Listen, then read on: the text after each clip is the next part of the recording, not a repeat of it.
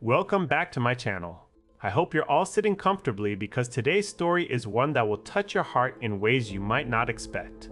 If you like what you hear, don't forget to hit that subscribe button and ring the notification bell so you never miss an update from me.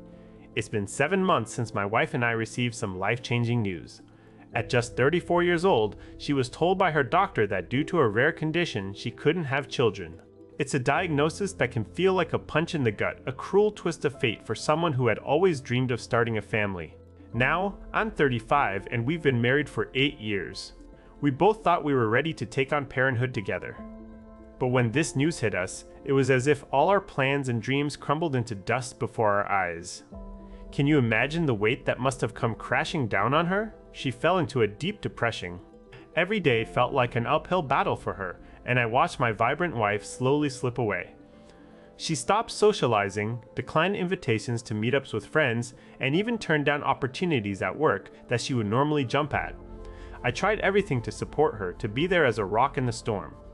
But over time, it became evident that while I was doing all I could to help, she wasn't making any effort to get better. It felt like no matter what I did or said, nothing seemed to reach her. The hardest part for me was seeing her pain and feeling utterly powerless to ease it. Our marriage started to feel more like a burden than the sanctuary we both had hoped it would be. We talked about this countless times, but every attempt at discussing our future felt like walking on eggshells. I didn't want to hurt her anymore, yet I couldn't continue living in limbo. One night, after many sleepless nights filled with worry and tears, I wrote a heartfelt letter to my wife. It was an honest plea for her to seek help, to take the first step towards healing. The next morning, as I prepared her favorite breakfast, blueberry pancakes, bacon, scrambled eggs, and fresh orange juice, I placed the letter on top of her laptop. When she saw me carrying her meal, she looked at the letter, paused, and then read it. She put the letter down slowly and walked towards me, throwing herself into my arms as tears streamed down her face. We held each other tightly, both crying for hours. It was a moment when I realized how much we needed this connection to heal. She promised that day she would start therapy, which filled me with hope. But it wasn't just about the therapy. She also suggested taking a trip to Japan, a place neither of us had visited before, to clear our minds and find some peace. As she planned the trip meticulously, booking flights and hotels, I saw her old spark returning. That methodical, organized woman who once made my heart race with excitement was slowly coming back. Now we're packing for this journey to Japan. Every item packed feels like a step towards reclaiming our lives. Last night, as she fell asleep smiling faintly, I felt the weight of hope lift off my shoulders. We have an early morning Uber ride ahead of us, but with every mile that passes, we feel closer to finding our way out of this darkness. But here's where things get tricky. Even though there are signs of recovery and a brighter path ahead, doubts still linger. Can you imagine the internal struggle when love is tested by pain and uncertainty?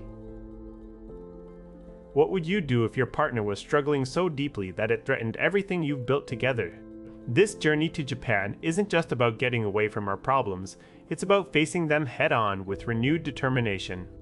We have sessions lined up for therapy, both individually and together, and even plans to bring home a new furry friend when we return. We're not out of the woods yet, but there is light at the end of this dark tunnel. It's been 7 months since our lives were turned upside down, and while it feels like an eternity, we've taken steps forward that give us hope for tomorrow. So here's to new beginnings, to healing together, and to the love that keeps us going even when times are tough. Thank you all for joining me on this journey today. And remember, if you're watching this and feeling like you might be in a similar situation, knowing that someone else out there understands your struggle is half the battle. Let's support each other through both the good and bad times because together we are stronger. Don't forget to leave a comment below sharing your thoughts or stories of hope and resilience. And if this video resonated with you, hit that subscribe button so you don't miss out on future updates from our journey. Until next time, stay strong, keep hopeful, and never lose sight of the light ahead.